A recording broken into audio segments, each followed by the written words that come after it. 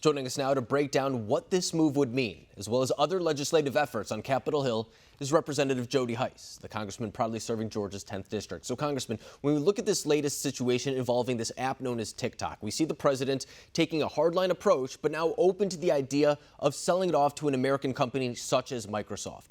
What do you think should be done about this app? Well, first and foremost, we've got to understand this is a national security issue.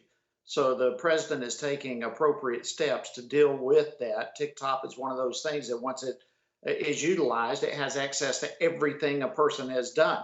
And so this is a serious national security issue.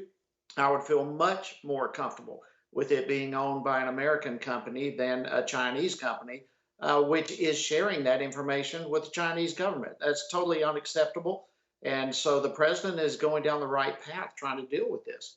And I think you bring up an interesting point, too. It's what exactly this app does. In fact, many would argue that its practices aren't too different from Facebook, for example, in the sense that it extracts data from the users. But the problem here is that then that information is going to the Communist Party of China. They're able to track where you're going. They're able to see what's on your phone. And even then, there's been studies done about what exactly TikTok does, and it's deceptively made in order to hide these capabilities. So I think that's all builds into exactly what is problematic about this app. And of course, this comes back to China as well. I mean, we can't trust China with our trade practices, with the coronavirus response, and now this app just plays into this altogether. So more broadly, what does this say about China?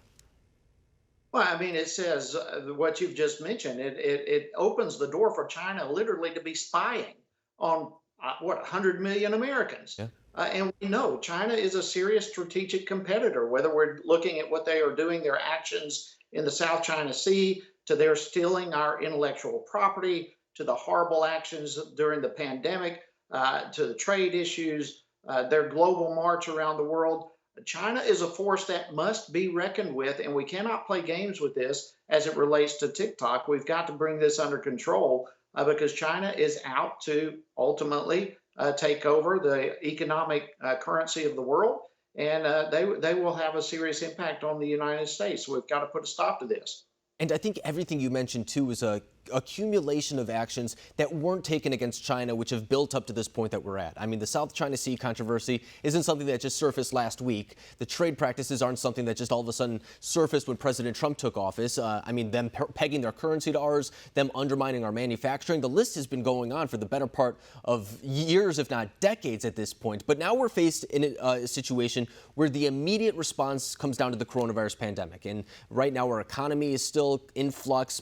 There's restrictions. There's lockdowns in some parts of the country. And right now, you and your colleagues are trying to determine a way to assist those people that are going without work right now. But even that seems to have some deadlock on Capitol Hill right now. Are you optimistic about the prospect of a coronavirus relief package? Yeah, let me hit two things, though. First of all, as it relates to China and the pandemic, look, this is the time for us to bring our manufacturing and production home to the United States and not continue to rely upon China, specifically as it relates to medical issues. But right here with what's happening on Capitol Hill, it's a deadlock right now. There is some indication that there's the initial steps of potentially a breakthrough with some discussions between the White House and Speaker Pelosi and Schumer. We'll see how that goes. But at this point, they have been adamant on standing for their pet projects to the tune of potentially $3 trillion. And that kind of thing absolutely is irresponsible. It's not what we need at a time of pandemic. And it's a non-starter for Republicans. And you bring up an interesting point, too, regarding the idea that this is an opportunity to bring back manufacturing back from China to the United States. And it's unfortunate that it took a global pandemic to do so. But that's really when we saw, for example, the shortage of medical supplies, pharmaceutical type of supplies that are manufactured over in China. And so we couldn't necessarily get them or at least gauge exactly where we were standing in regard to those resources. So when it comes to that as well, at the very beginning of this pandemic, we were reaching a phase 1 trade deal with China.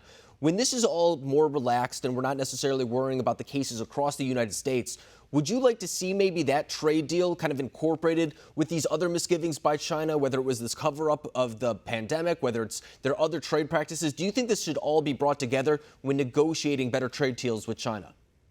I think it's going to have to, and certainly China has showed their cards. They've shown their face in this whole ordeal. We have seen them to be the bad actor that many of us that thought for a long time that they really are. They have shown that in full display on multiple fronts here, and I think without question, again for national security reasons and otherwise, we have got to take all those factors into consideration as we're moving forward with trade deals or any other deal with China in the future. And polling shows that the American people agree with exactly what you're saying right now. I mean, at the beginning of the pandemic, they were all ready to take action against China in overwhelming numbers. It was something like 75% wanted to see greater scrutiny applied to China. And that was at the very beginning of the pandemic. Time has gone on, and we've learned even more about their nefarious actions at the very beginning. So I think that you're right to say that it's time to take action against China. And I think the American people, as well as people on both sides of the political spectrum, are ready to take that action as well. But Representative Jody Hice, I appreciate you coming on tonight and breaking down this situation, where we stand in regard to China, as well as the coronavirus relief package. Thank you.